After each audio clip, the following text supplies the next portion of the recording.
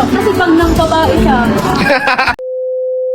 Hello mga kalingap, welcome back to my YouTube channel. Magandang gabi, magandang araw po sa inyong lahat. Ayan, gabi po dito ngayon, nandito ako sa labas. Ayan guys, madilim na at syempre malamig, no? At ayan nga guys, no, panibagong reaction tayo dito mga kalingap. Sa Cedros naman po tayo. So ayan, no, napanood nyo naman at doon sa isang channel ni Kalingap Rap, no? At ito guys, bago natin simulan ating reaction, shoutout muna tayo dito kay Kuya Bal, Ate Edna, Kalingap Rap, at sa lahat po ng mga nasa landing pad, Ambassador, Deputy at mga Kalingap Scouters, mega love shoutout.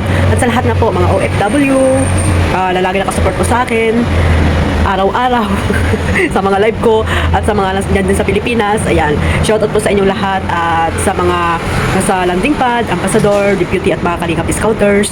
Ayan guys, mega love shoutout po at syempre sa mga kasamahan ko po sa Reactor, shoutout sa inyong lahat. At ito nga guys, no, samahan niyo akong panoorin yung clip video na nakuha ko po sa isang channel po ni Kalingap Rap, yung Cedros po.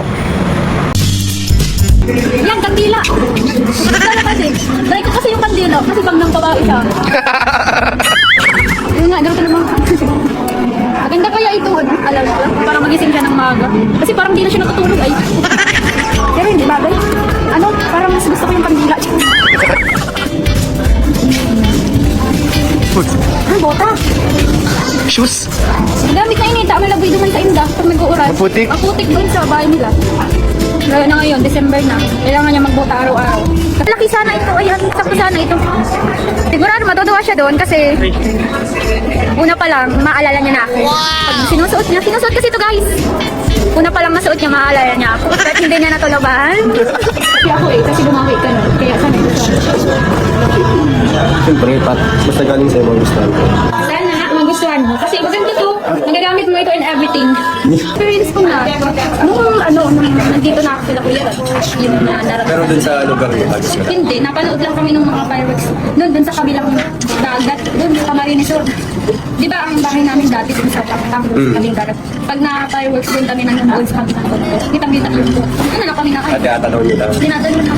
Kaya, pero mas, ano ngayon kasi na, kung di ko yan, nag-beneficiary ako. Parang lahat ng na-experience ko ngayon, ang naranasan ng, ngayon na, ano ko na. Nakaptap. Grabe naman, sila kang gawa. Ano ba? Ayun na. Nakaptap. Okay naman. Kaya masaya ako. Na-experience ko na yung mga ganyang event. Ayun, bagong taon na. Dati kami lang ni mama na, wala kaming handa talaga. Nakikikain na kami sa ibang bahay. Kahit nung Pasko, Pero yun. yung mga di mo kalain simpleng bagay sa atin, ano?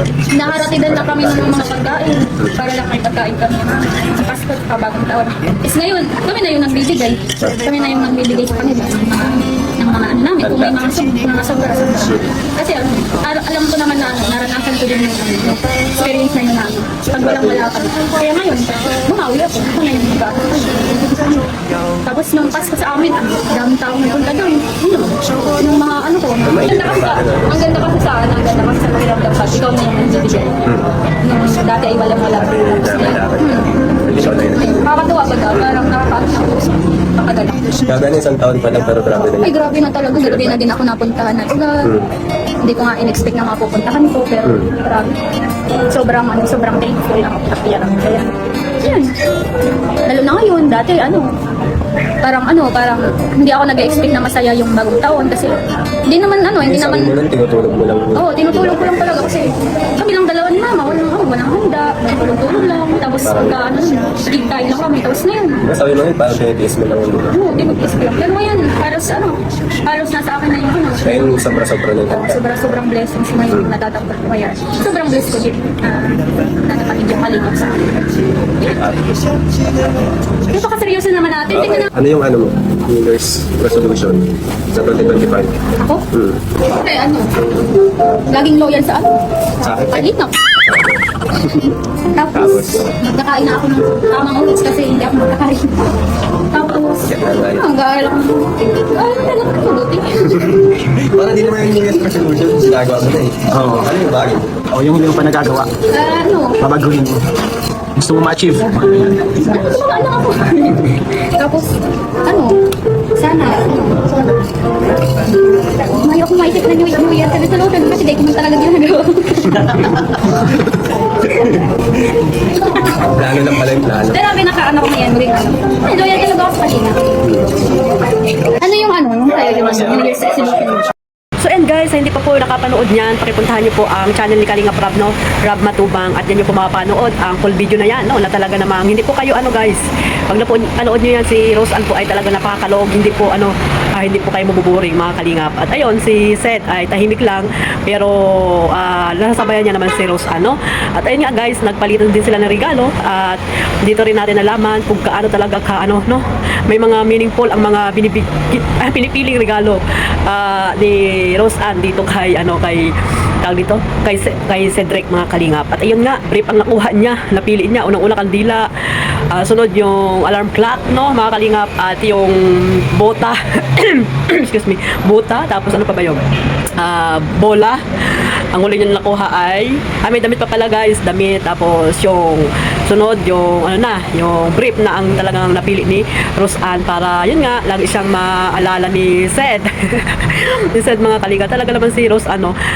Din joker din mga Kalingap, kalog si si Rose Ann, hindi ka mabuboring pagkasama mo siya. At ayun, pareho si Seth naman tahimik lang, di ba? Kaya talaga sila pinagtagpo, tahimik at medyo kalog mga Kalingap. So ayun, mayroon din si Seth na regalo, at yun nga yung sapatos mga Kalingap. So ayan, dito guys, tinanong ni Seth kung ano yung mga New Year's resolution niya. At ayun nga, magpataba, tawag dito, mag-aral, makapagtapos ng pag-aaral. At syempre yun nga, ang kagandahan dito yung loyal daw talaga siya sa Kalingap. At sabi nga ay mga ginagawa natin daw lahat yun ni Rose Ann, dapat yung mga pa talaga yung hindi ginagawa. Yun nga, sabi niya loyal daw talaga siya sa Kalingap, no? At ayun ang kagandahan guys, na talaga naman si Rose Ann ay talagang napaka-loyal po sa Kalingap. Yan yung makikita natin na si Rose Ann ay hindi ninuman makukuha, no mga Kalingap, at hindi siya talaga alis ng Team Kalingap. Dahil nga syempre, napakalaki po ng pinagbago ni Rose Ann, di ba? Pininto niya rin naman dyan sila ni Carla na talaga ngayong New Year, Pasko, di ba? Dati sila binibigyan ng mga pagkain, regalo. Ngayon, sila naman yung nagbibigay kasi iba na po yung status ng buhay nila. Marami na po tumutulong at blessings. Ngayon guys, sinishare naman nila po sa iba, di ba mga Kalingap? So napakaganda po ng ni Rose Ann, no? Napakaganda ng kanyang tawag dito, layunin sa buhay, di ba? Na kahit kung magkaroon man siya ay talagang sinishare niya po sa iba dahil naramdaman niya noon na yung noon ay walang-wala sila. Kahit nga mga hindi sila makabili mga damit nila, di ba? Pero ngayon ay talagang nabibili na rin nila, no? Nakakain na nila ang gusto nilang pagkain. Napupuntahan nila yung lugar na hindi pa nila napupuntahan nang dahil po sa Team Kalingap, kay Kalingap Rab at kay Kuya Bal at Edna. So sana guys, pahalagahan nila lahat yan, no? At dahil habang nandiyan po sila sa Team Kalingap, sabi nga ni Kalingap Rab ay papag-aralin sila at pagtatapusin hanggang nandito sila sa Kalingap ay tutulungan po sila. So ayan, no? At siguro naman ay nasa isip lagi po yan ni Rose Ann. Kasi alam naman natin si Rose Ann ay isa ring napakabait na Kalingap Angels. At itong tambalan na ito ay talagang tahimik lang, no mga Kalingap. Walang mga dito bashi. Hindi magulo yung mga supporters nila, no? Talagang tahimik lang talaga mga Kalingap. So pero nandiyan po ang suporta po nila dito kay Rose Ann, no? Katulad nung nag-birthday, di ba? Napakaganda po yung binigay nilang pa-birthday dito kay Rose Ann. So sana guys, suportahan lang po natin sila mga Kalingap, yung Tambalang Cedros at iba pang mga love team, no? Suportahan natin sila. Hanggang dito lang guys, no? At suportahan lang po din natin ang ating founder Kuya Bal Santos Matubang. Isama niyo na rin po si Ate Edna at syempre si Kalingap Rab at yung mga iba pa nating mga charity vlogger po dyan na masisipag, lalo na po yung mga nasa landing pad, no? Mga ambassador, deputy, yan. Kailangan din po nila ng ating tulong bilang isang supporters, viewers po ng Team Kalingap. Hanggang dito na lang po. Maraming salamat syempre sa suporta ninyo po sa aking maliit na YouTube channel Kalingap Maymay. God bless po sa lahat. Mag-iingat po tayo mga Kalingap kasi sabi nila mayroon na naman daw virus ngayon, kaya mag-iingat tayo at lagi po tayong mag-mask po pag lumalabas, no? Sana hindi pa po makarating yan sa Pilipinas yung virus na yan dahil napakahirap po talaga ng buhay sa Pinas, lalo pa pag may mga sakit ang mga tao. So sana ipag-pray po natin ang kaligtasan ng bawat isa. God bless po sa lahat. Bye-bye po.